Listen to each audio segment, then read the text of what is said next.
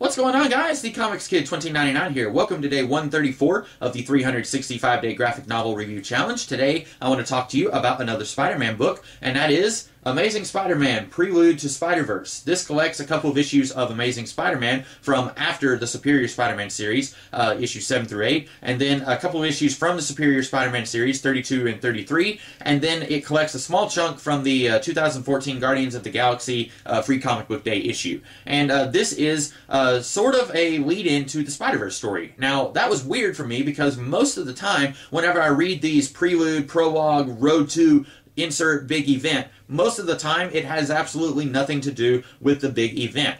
Take, for example, Road to X-Men Schism. Had absolutely nothing to do with X-Men Schism, had absolutely nothing to do with anything, and that kind of left a bad taste in my mouth for any time Marvel does one of these Road to or Prelude or Prologue or something like that for a big event.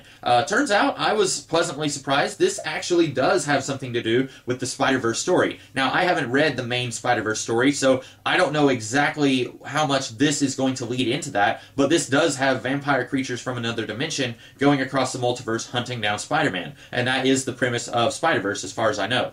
So basically, does this work as something that you can read without reading Spider-Verse? I think so. There is a little bit of confusion for me because I skipped everything from Superior Spider-Man Volume 1 to this because my library didn't have everything in between.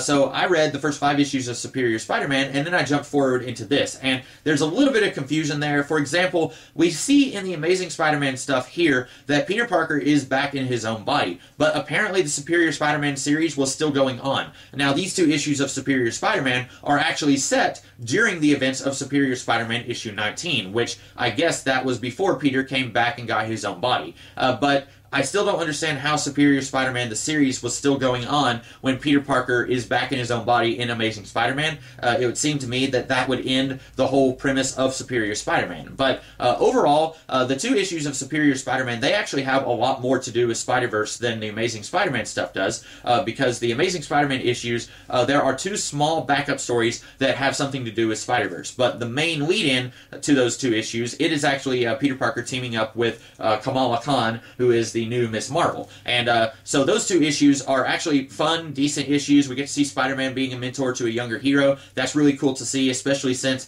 he is kind of looked at most of the time as the younger guy of the Marvel Universe. But now we get to see him being a mentor to a younger hero. That's really fun, but it has absolutely nothing to do with Spider-Verse. But if you enjoy Kamala Khan, if you enjoy Peter teaming up with other superheroes, then that's going to be enjoyable for you anyway, even if it doesn't have anything to do with Spider-Verse. Also, I don't understand.